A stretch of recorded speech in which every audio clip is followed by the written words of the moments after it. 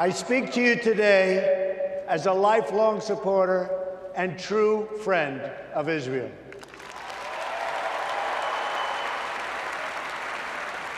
I'm a newcomer to politics, but not to backing the Jewish state.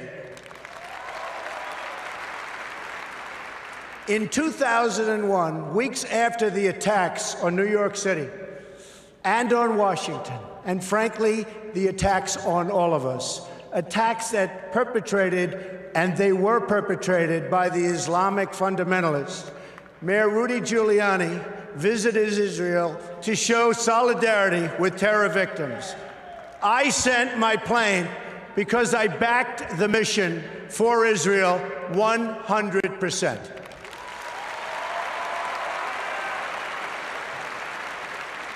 In spring of 2004, at the height of the violence in the Gaza Strip, I was the Grand Marshal of the 40th Salute to Israel Parade, the largest single gathering in support of the Jewish state.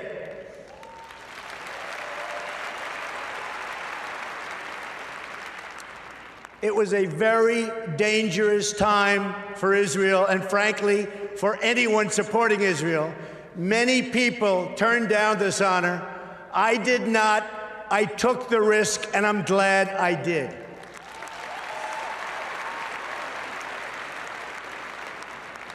But I didn't come here tonight to pander to you about Israel. That's what politicians do. All talk, no action, believe me. I came here to speak to you about where I stand on the future of American relations with our strategic ally, our unbreakable friendship, and our cultural brother, the only democracy in the Middle East, the State of Israel.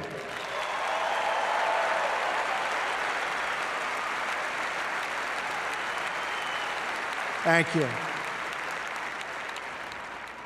My number one priority is to dismantle the disastrous deal with Iran.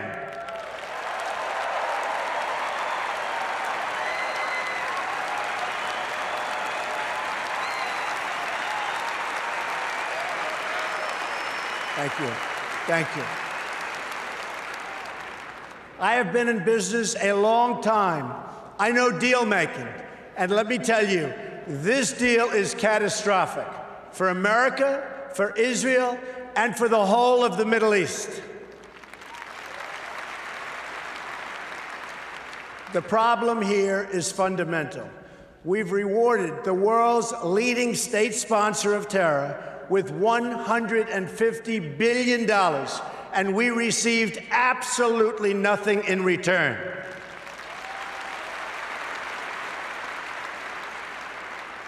I've studied this issue in great detail, I would say actually greater by far than anybody else. Believe me. Oh, believe me. And it's a bad deal. The biggest concern with the deal is not necessarily that Iran is going to violate it, because already, as you know, it has. The bigger problem is that they can keep the terms and still get the bomb by simply running out the clock. And of course, they'll keep the billions and billions of dollars that we so stupidly and foolishly gave them.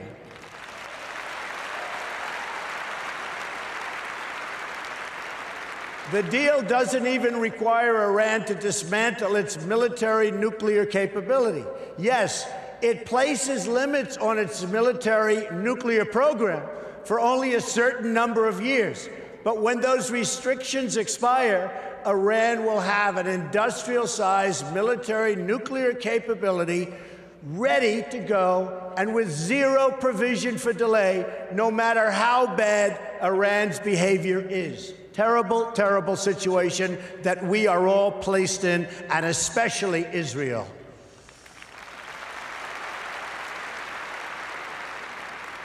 When I'm president, I will adopt a strategy that focuses on three things when it comes to Iran. First, we will stand up to Iran's aggressive push to destabilize and dominate the region.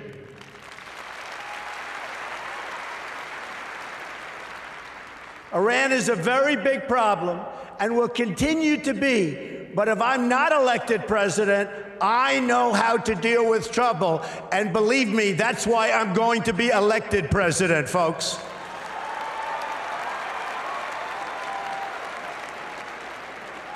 And we are leading in every poll. Remember that, please.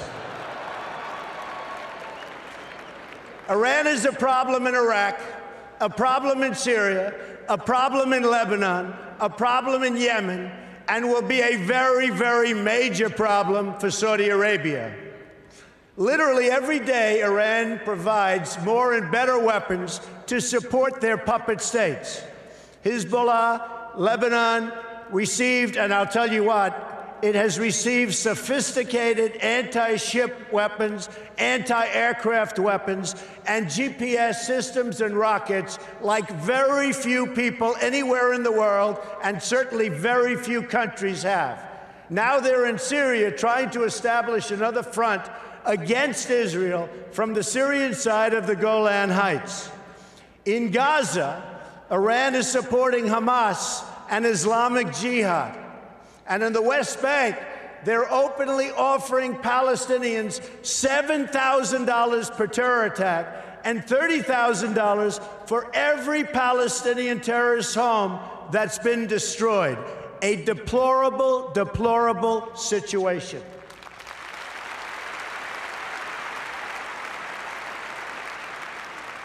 Iran is financing military forces throughout the Middle East, and it's absolutely incredible that we handed them over $150 billion to do even more toward the many horrible acts of terror.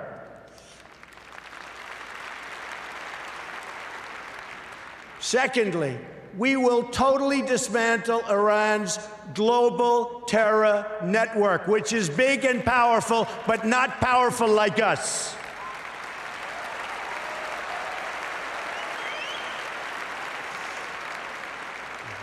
Iran has seeded terror groups all over the world. During the last 5 years, Iran has perpetuated terror attacks in 25 different countries on 5 continents. They've got terror cells everywhere, including in the Western Hemisphere, very close to home. Iran is the biggest sponsor of terrorism around the world, and we will work to dismantle that reach. Believe me, believe me.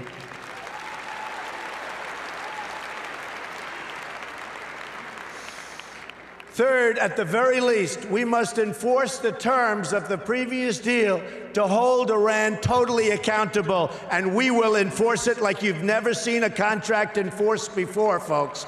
Believe me.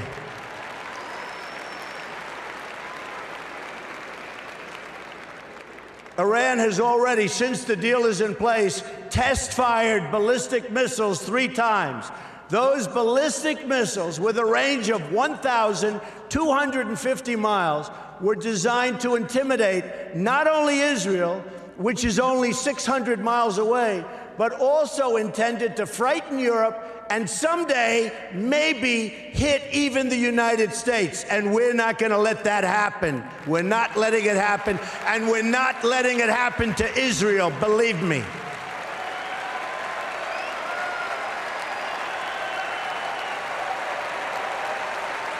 Thank you. Thank you. Do you want to hear something really shocking? As many of the great people in this room know, painted on those missiles in both Hebrew and Farsi were the words, "Israel must be wiped off the face of the earth." You can forget that.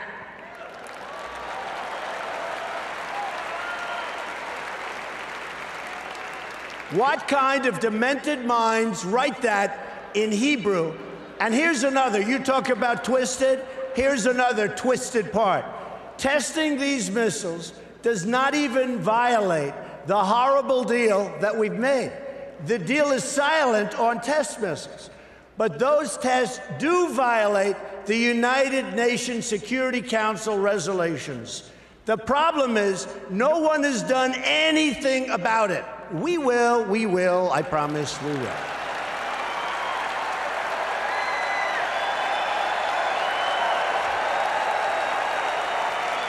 Thank you.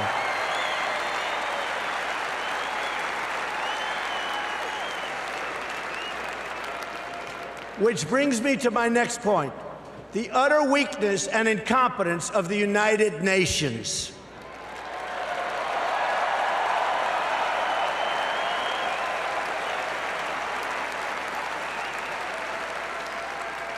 The United Nations is not a friend of democracy.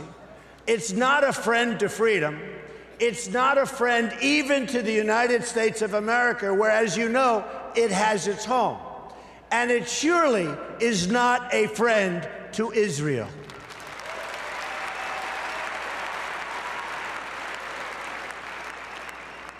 With President Obama in his final year, yay.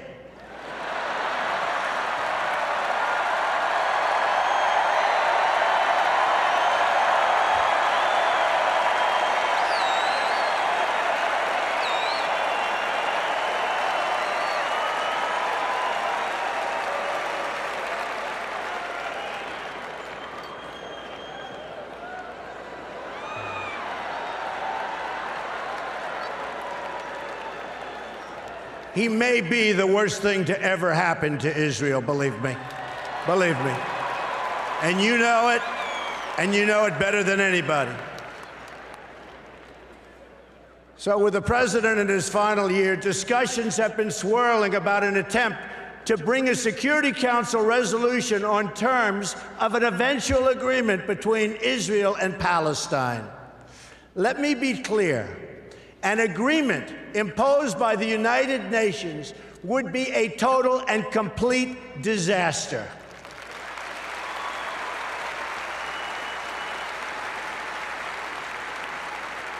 The United States must oppose this resolution and use the power of our veto, which I will use as president 100%.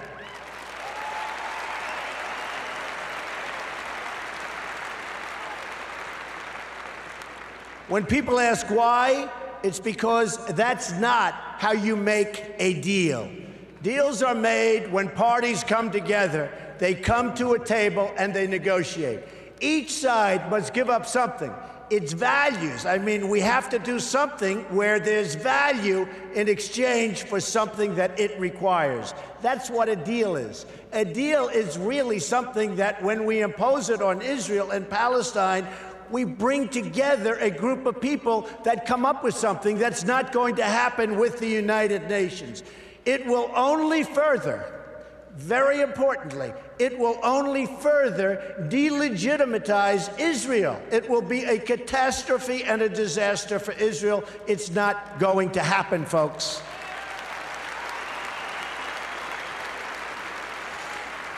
And further, it would reward Palestinian terrorism, because every day they're stabbing Israelis and even Americans. Just last week, American Taylor Allen Force, a West Point grad, phenomenal young person who served in Iraq and Afghanistan, was murdered in the street by a knife-wielding Palestinian. You don't reward behavior like that. You cannot do it.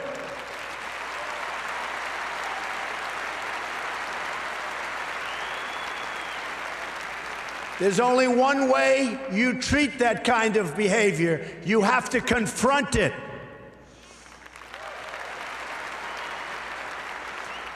So it's not up to the United Nations to really go with a solution. It's really the parties that must negotiate a resolution themselves. They have no choice. They have to do it themselves, or it will never hold up anyway. The United States can be useful as a facilitator of negotiations, but no one should be telling Israel that it must be, and really that it must abide by some agreement made by others thousands of miles away that don't even really know what's happening to Israel, to anything in the area. It's so preposterous. We're not going to let that happen.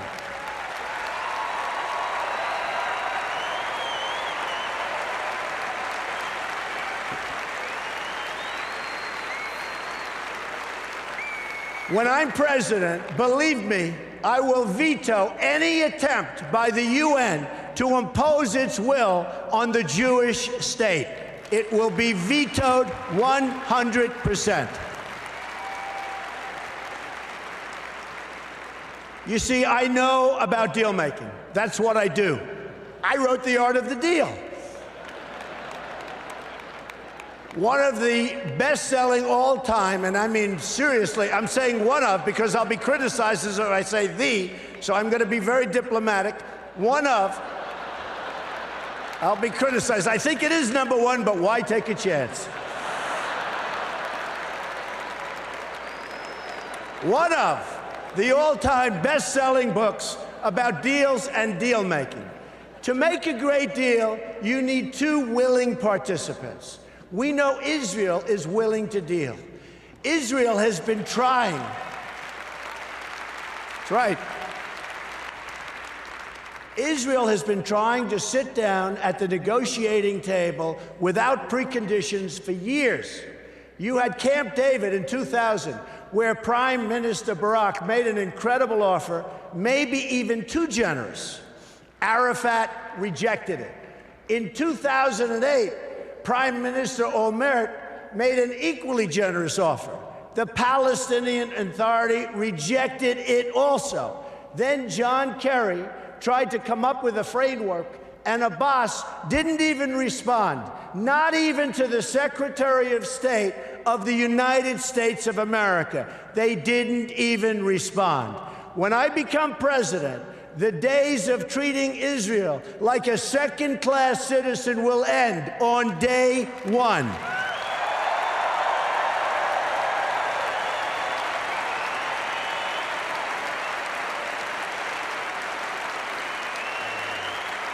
Thank you. And when I say something, I mean it. I mean it. I will meet with Prime Minister Netanyahu immediately. I have known him for many years and will be able to work closely together to help bring stability and peace to Israel and to the entire region. Meanwhile, every single day, you have rampant incitement and children being taught to hate Israel and to hate the Jews. It has to stop.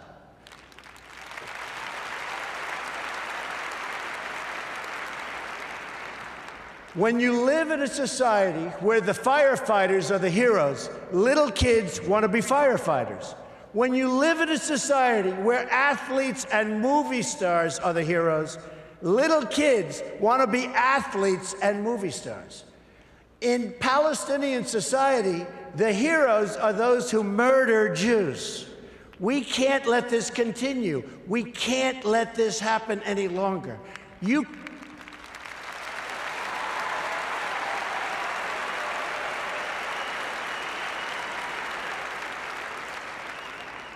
You cannot achieve peace if terrorists are treated as martyrs. Glorifying terrorists is a tremendous barrier to peace. It is a horrible, horrible way to think. It's a barrier that can't be broken. That will end, and it'll end soon, believe me.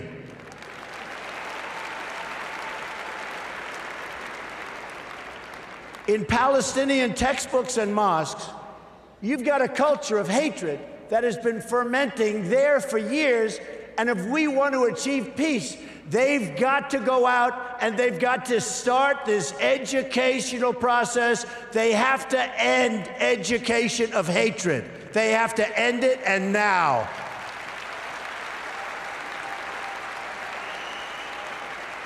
There is no moral equivalency.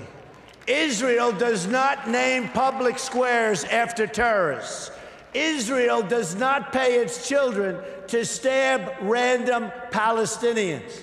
You see, what President Obama gets wrong about deal-making is that he constantly applies pressure to our friends and rewards our enemies.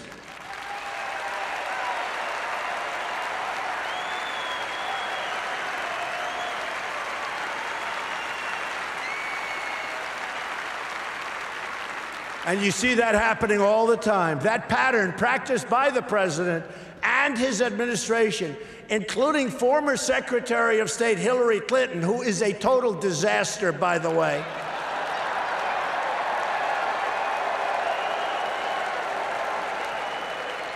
She and President Obama have treated Israel very, very badly.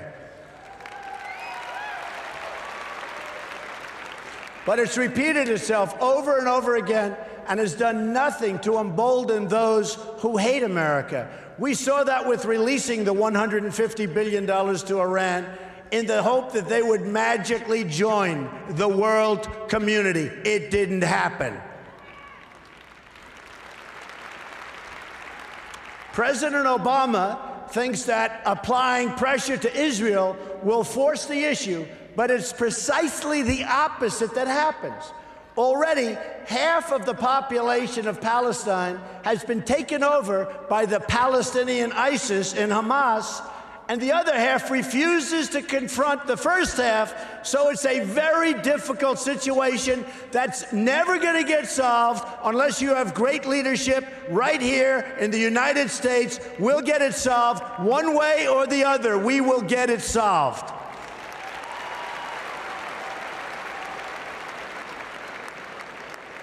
But when the United States stands with Israel, the chances of peace really rise, and rises exponentially. That's what will happen when Donald Trump is president of the United States.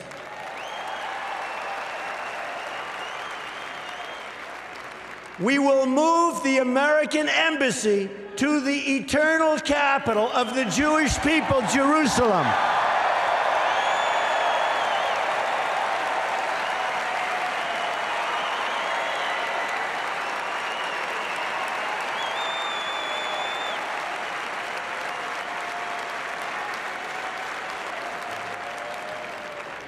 And we will send a clear signal that there is no daylight between America and our most reliable ally, the State of Israel.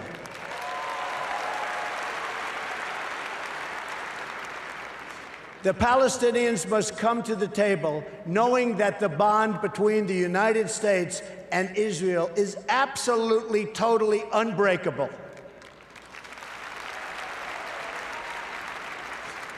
They must come to the table willing and able to stop the terror being committed on a daily basis against Israel. They must do that.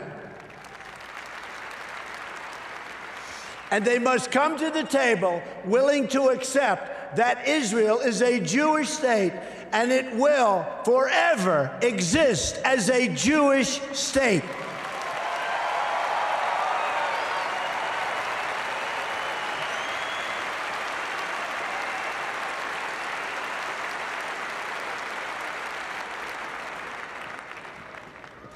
I love the people in this room.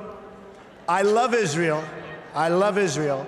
I've been with Israel so long in terms of I've received some of my greatest honors from Israel.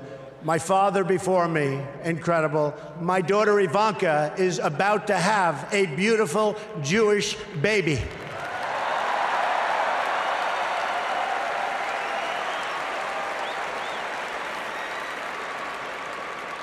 In fact, it could be happening right now, which would be very nice as far as I'm concerned. So I want to thank you very much. This has been a truly great honor. Thank you, everybody. Thank you. Thank you very much.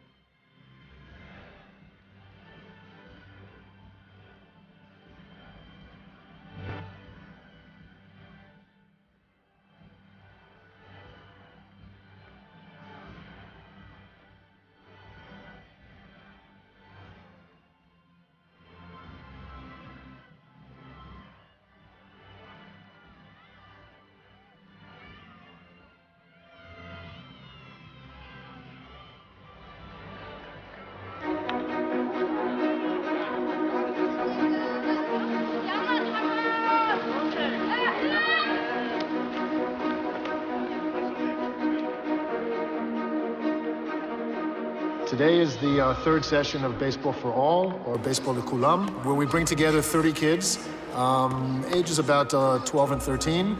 15 of them are Israeli Jewish players from Modi'in, and 15 of them are Israeli Arabs from Ramle. They've come together here for 24 hours, and they experience the game of baseball together and life together. The kids show up on a Thursday afternoon at 4 o'clock with their bags and their baggage. They get their room assignments, and then they're out on the field. What is your name, young lady? Aya, give it up for her. Sir, your name? Guy. The day really starts with some icebreakers, some baseball drills. Yankees, you guys are right here in the right field corner.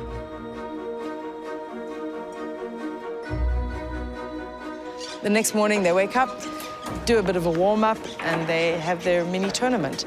The purpose of Baseball Lekulam is sort of twofold. First of all, we just want to introduce kids to baseball in Israel, whether they're Arab, Jewish, whatever.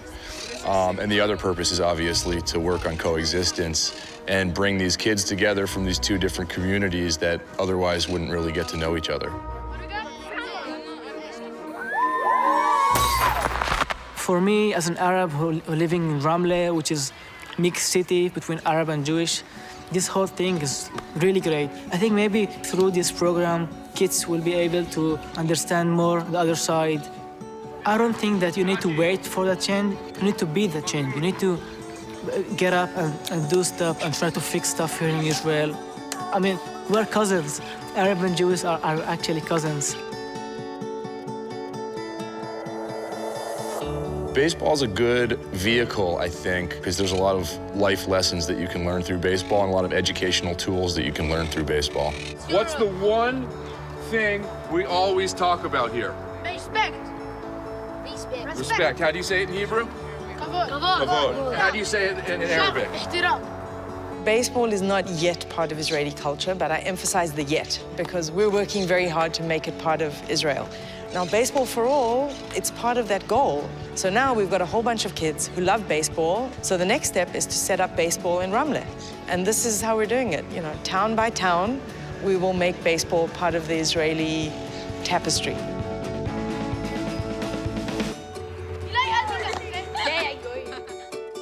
This program is not just about baseball. The meeting between Jewish kids and Arab kids, it's really important because from this age, we need to learn that not to hate. Everybody is kind of same. They're not different because they're Arabs. They like us. I hope that there will be another meeting that we can see each other again and be together.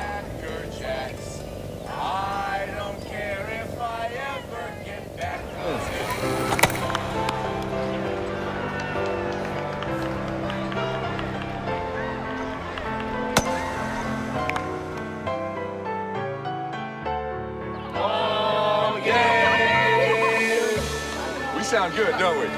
We sound good.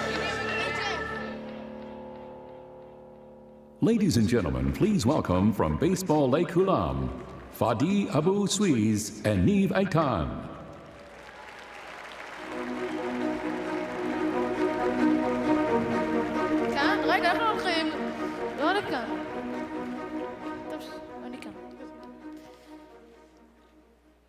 Hi, I'm Fadi, and this is my friend Neve.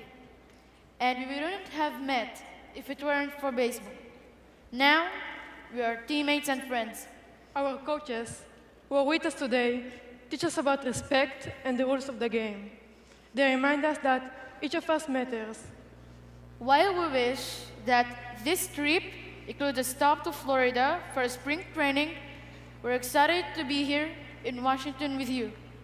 And thank you for your friendship to our country. And the next time you're in Israel, come watch us play.